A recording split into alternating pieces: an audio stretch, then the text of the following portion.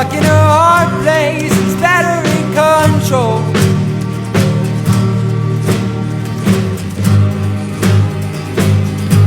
What am I waiting for? Seaplanes are beneath my compass, my transport.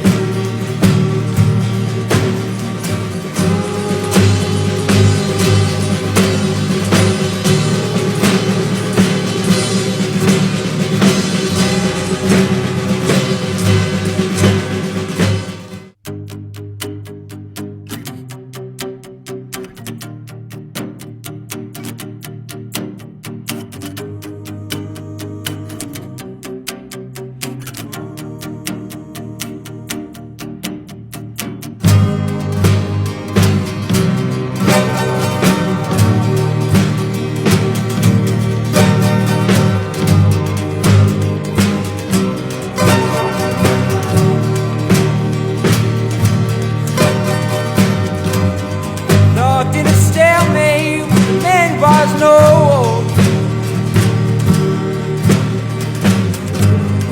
Rock in a hard place, it's battery control.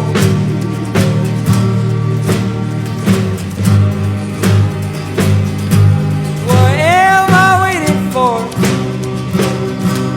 Seaplanes are beneath. Assalamualaikum warahmatullahi wabarakatuh. Perkenalkan, nama saya Fitri Safira dari Pendidikan Sejarah Universitas Bali. Adik namanya siapa? Waalaikumsalam warahmatullahi wabarakatuh. Perkenalkan, nama saya Dita Isyanti dari kelas 10. Panggilannya Dita. Dita. Kakak mau nanya, gimana sih pendapat kamu tentang kurikulum yang sudah diterapkan di sekolah ini? Kalau pendapat saya sih enak ya, cuman agak kurang proses pembelajarannya. Proses pembelajarannya gimana? Misalnya kan di semester 1 kalian ngerjain apa aja sih? Kayak kelima, terus di semester 1 tentang makanan tradisional. Terus di semester 2 tuh tentang keanekaragaman hayati, keanekaragaman kayak itu lah Kak. Oh, oke, baik. Pertanyaan kedua, apakah Adek ngerasa kurikulum yang ada di sekolah ini memberikan kesempatan untuk mengembangkan minat dan bakat? Jika ada, apa yang sudah sekolah berikan untuk perkembangan diri Adek? Ada kalau dari semester 1 kemarin kan Kak, itu jualan makanan tradisional per kelompok. Jadi kayak udah Sudah bisa belajar mencari gitu atau dapat bisnis gitu. Oke, terima kasih. Menurut Adek, kurikulum yang dijalankan ini sudah sesuai atau belum? Atau ada yang harus diperbaiki dari kurikulum sekarang? sudah sesuai. Sudah sesuai. Itu aja. Terima kasih. Sama-sama. Assalamualaikum warahmatullahi wabarakatuh. Waalaikumsalam warahmatullahi wabarakatuh. Perkenalkan, nama kakak Fitri Safira dari Pendidikan Sejarah Universitas Bali. Perkenalkan juga, nama saya Penakasa Dwi Pramana dari kelas 10. Tujuan kakak di sini ingin menanyakan tentang kurikulum yang ada di sekolah ini kepada siswa, yaitu Adek dan perwakilan siswa. Kakak mau nanya nih, menurut Adek, apakah kurikulum yang ada di sekolah ini sudah sesuai dengan kebutuhan dan perkembangan zaman? Apalagi sekarang kita sudah di era kemajuan kan teknologi. Gimana pendapat Adek tentang itu?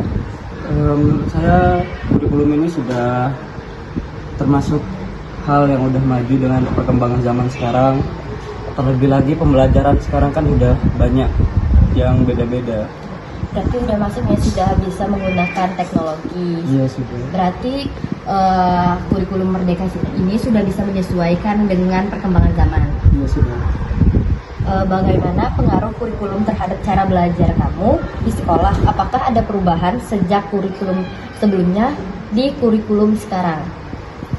Menurut saya kurikulum sebelumnya dan kurikulum sekarang itu banyak perubahan yang terjadi, maupun itu dari segala aspek ataupun pembelajarannya itu juga banyak yang berubah. apa tantangan terbesar yang kamu hadapi dalam mengimplementasi kurikulum di kelas?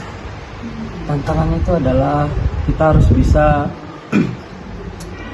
membuat berpikir dengan lebih luas lagi karena pembelajaran ini berbeda dengan kurikulum sebelumnya. Jadi kalau kurikulum sebelumnya kamu lebih sering belajar di kelas teori gitu, tapi sekarang lebih sering ke praktek. Di luar lapangan. Cara prakteknya itu gimana sih? Kayak misalnya minggu pertama kan materinya ini, terus minggu kedua itu bakalan langsung diadain praktek atau bulan depan atau gimana?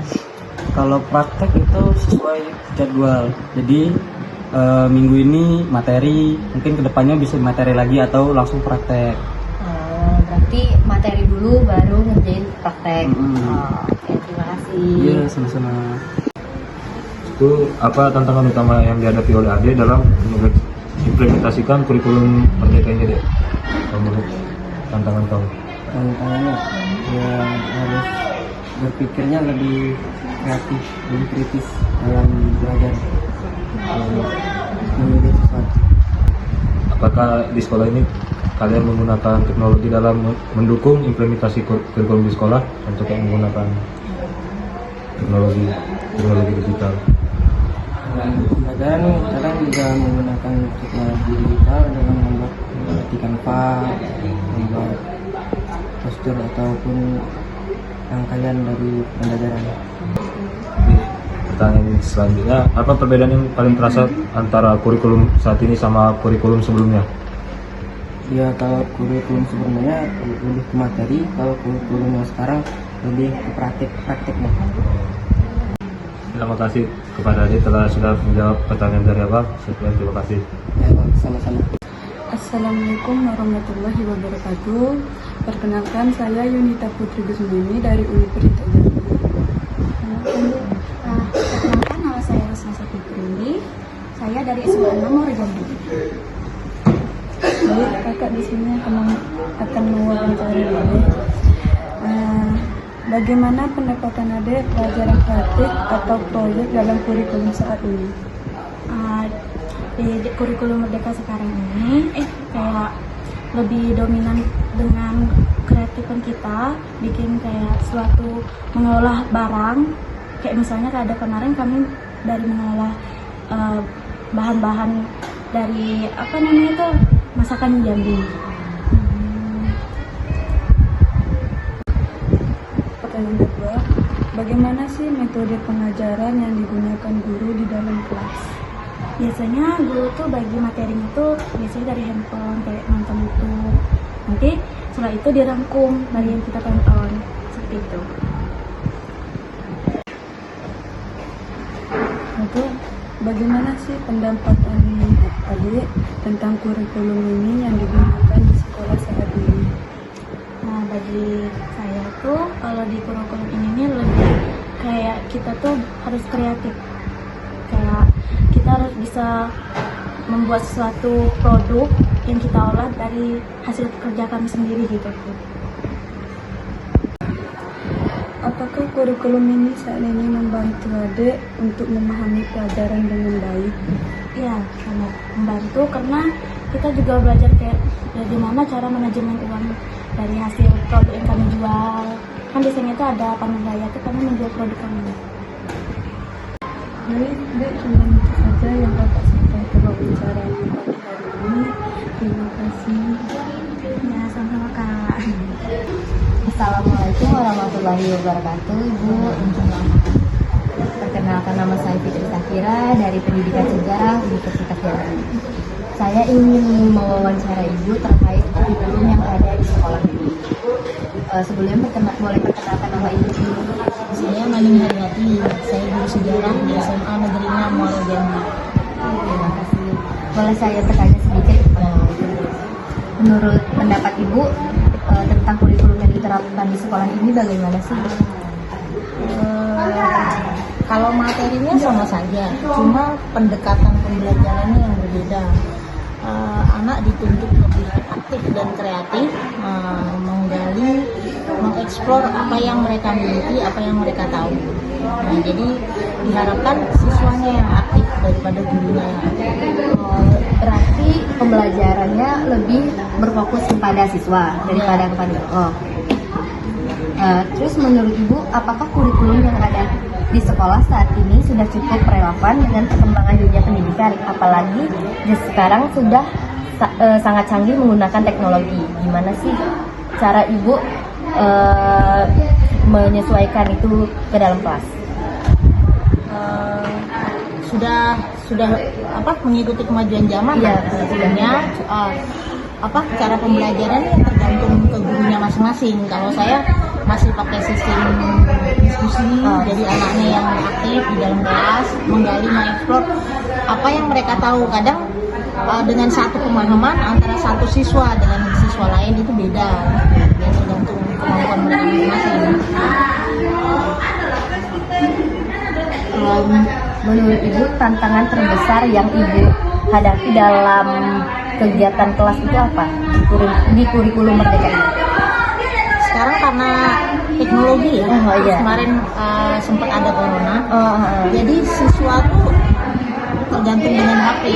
Kalau gurunya tidak pintar-pintar, nah kita lengah, anak main game daripada memperhatikan pembelajaran di depan.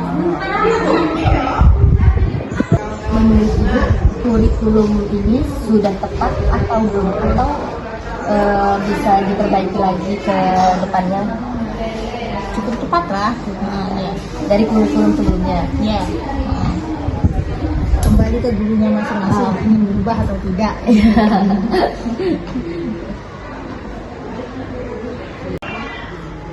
Terus pengaruh kurikulum terhadap cara belajar siswa di sekolah ini ada perubahan nggak sejak kurikulum Merdeka ini diterapkan?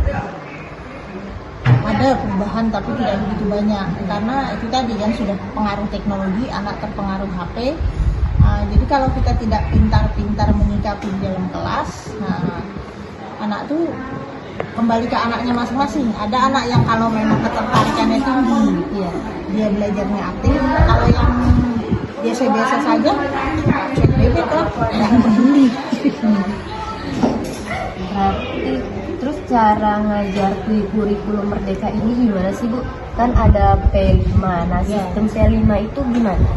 P5 kalau di sini bukan sistem blok ya, sistem mingguan. Sistem mingguan. Ya, Kamis sama Jumat. Kalau yang seperti kelas 10 tadi ada Kamis, mulai dari jam 5 sampai pulang. Hari Jumat itu semuanya, kelas 10, 11, 12 itu khusus P5. Kalau kelas 10, P5-nya 3 sebenarnya, bukan 2. Dan mereka sebut 2 kan. Iya. Yang pertama itu kearifan lokal tentang makanan minuman tradisional khas Jambi. Yang kedua kemarin bulan Januari itu suara demokrasi tentang pemilu OSIS. Yang ketiga benar keanekaragaman Lahayati sedang berjalan sekarang ya. Kalau yang 11-12 itu mereka cuma 2, jadi 1 tahun cuma 2, berarti 1 semester 1. Berarti 1 semester 1. Iya. Berarti per tingkat tuh misal kelas 1, kelas 2, kelas 3 tuh beda-beda. Beda proyeknya. Beda proyeknya sesuai apanya ya? Apa namanya? Fasenya. Kalau kelas 10 fase E, kelas 11-12 fase F. Tapi bisa diadaptasi kalau misalnya ngambil dari fase E mau ngambil fase E mau dipakai ke fase F, bisa diadaptasi, disesuaikan elemen sub-elemennya sama dimensinya. Terus menurut Ibu, kurikulum sekarang dengan kurikulum kemarin lebih baik yang mana? Sama saja sih, kembali ke gurunya masing-masing. Kalau untuk sejarah materinya sama, cuma kalau untuk P5 tadi kan itu bukan khusus sejarah saja, gabungan dari semua. Jadi anak kalau untuk anak SMA kan diharapkan mereka kreatif nanti sesudah lulus. Kalau mereka tidak kuliah, mereka bisa punya jiwa wirausaha gitu. Baik, menurut Ibu ada nggak perbedaan antara kurikulum Merdeka ini dengan kurikulum K13 ini? Kalau perbedaan materi nggak ada, cuma perbedaan di model pembelajaran. Jadi yang ini siswanya yang diminta lebih aktif daripada gurunya. kalau sekarang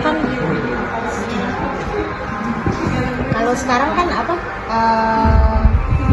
ada yang terbaru ini ya itu model pembelajarannya deep learning tapi ya ibu belum menguasainya belum menerapkan ya belum. Terus kalau yang sebelumnya lagi kan ada yang model pembelajarannya bagus juga kalau diterapin gitu kan. Nah, cuma kembali lagi ada siswa yang kalau nyambung tadi bisa, ada yang kalau nggak nyambung tadi nggak bisa.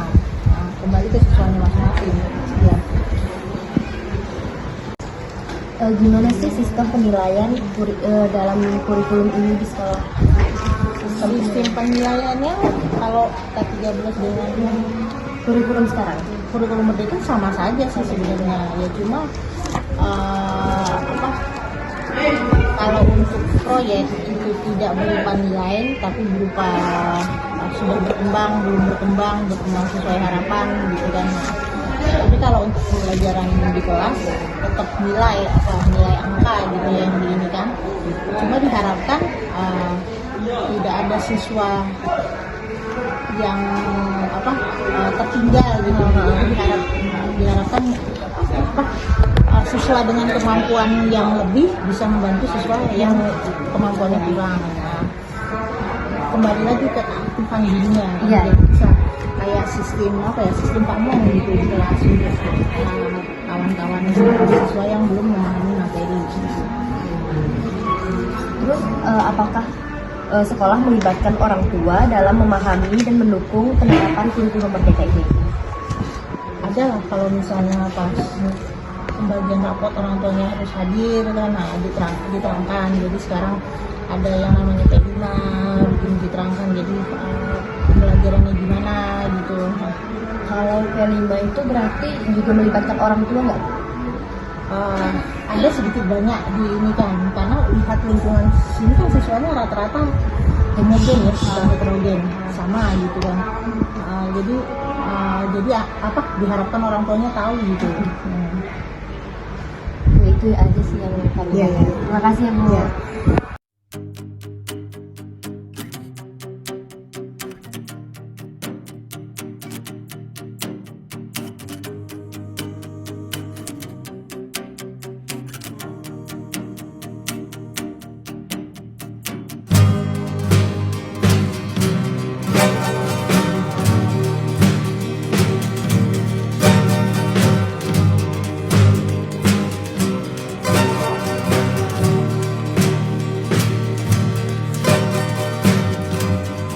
Locked in a stalemate with the men was no hope.